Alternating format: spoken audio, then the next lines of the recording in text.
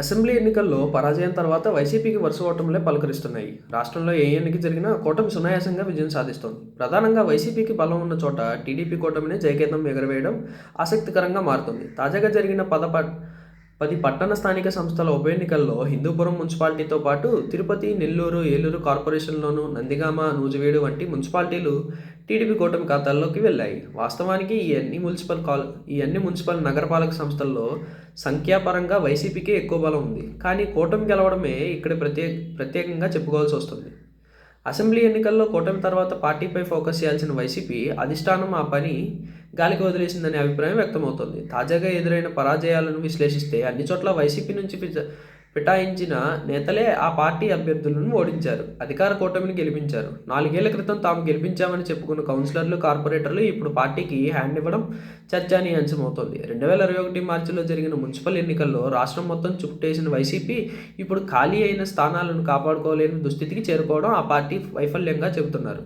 గతంలో చూపిన బలం ఇప్పుడు ఏమైందనే ప్రశ్న తలెత్తుతోంది. 4 ఏళ్ల క్రితం జరిగిన ఎన్నికల్లో అధికార బలంతో గెలిపించుకుంటే ఇప్పుడు అదే అధికార బలం టీడీపీ కూటమికి ఉండడం వల్ల అటువైపు విజయాలు నమోదవుతున్నట్లు విశ్లేషిస్తున్నారు. వాస్తవానికి వైసీపీలో స్థానిక నేతలు ఇళ్ల నుంచి బయటికి రాకపోవడమే అన్ని చోట్ల పరాజయం పాలవ్వాల్సి వస్తుందని అంటున్నారు. ముఖ్యంగా ఏలూరు, నెల్లూరు కార్పొరేషన్లలో వైసీపీ నేతలు పత్తా లేకపోవడంతో ఆ కార్పొరేషన్లు టీడీపీ ఖాతాలో చేరాయి. అదేవిధంగా గుంటూరు కార్పొరేషన్ స్టాండింగ్ కమిటీ ఎన్నిక సమయంలోనూ టీడీపీ నేతలు చాణక్యం ఫలించిందని చెబుతున్నారు. నూజివీడులో మంత్రి పార్థసారథి, నందిగామలో ఎమ్మెల్యే సౌమ్య దగ్గరుండి తమ పార్టీ అభ్యర్థులను గెలిపించుకున్నారు. ఇదే సమయంలో తిరుపతిలో తప్ప మరెక్కడా వైసీపీ నేతలు కనిపించలేదు. ప్రస్తుత రాజకీయ పరిణామాలు వైసీపీకి ఓ గుణపాఠంగా చెబుతున్నారు. మరో ఏడాదిలో జరిగే ఎన్నికలకు ఇవి రిహార్సల్స్ అనుకుంటున్నారా, లేక అధికారానికి తలొగ్గేస్తారా చూడాల్సిన చర్చ జరుగుతోంది. మరోవైపు కూటమి ప్రభుత్వంపై ప్రజలు ఏమనుకుంటున్నారో తెలుసుకునేందుకు కూటమి సారథి సీఎం చంద్రబాబు ఇప్పటికీ 2 రకాలుగా సర్వే చేయించారు. ఒకటి పార్టీ నాయకుల ద్వారా సర్వే చేయించగా, రెండోది అధికారులతో ఐవీఆర్ఎస్ ఫోన్ కాల్స్ ద్వారా సర్వే చేయించారు. ఈ సర్వేల్లో సర్కారుకు అందిన ప్రతిపాదనలు, ప్రజల అసంతృప్తిపై సీఎం లెక్కలు వేసుకున్నారు. దీని ప్రకారం ముందుకు సాగాలని ఆయన నిర్ణయించుకున్నారు. మెజారిటీ ప్రజలు సూపర్ 6 కోసం ఎదురు చూస్తున్నట్లు సర్వేల్లో స్పష్టమైంది. దీనిపై వెంటనే రియాక్ట్ అయిన చంద్రబాబు మీడియా ముందుకు వచ్చిన విషయం తెలిసిందే. ఇక సంతృప్తిలో ముందున్న అంశాలపై కూడా చంద్రబాబు లెక్కలు వేసుకున్నారు. 98% మంది నెలా అందుతున్న సామాజిక భద్రతా పింఛన్ల విషయంలో సంతృప్తిగా ఉన్నారని తెలిసింది.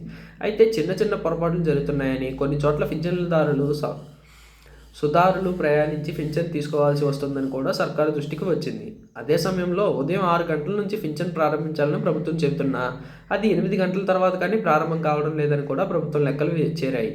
ఈ నేపథ్యంలో సంతృప్తి ఎక్కువగా ఉన్న పింఛన్ల పంపిణీ మరింత బలోపేతం చేసుకునే దిశగా సీఎం చంద్రబాబు రెడీ అయ్యారు.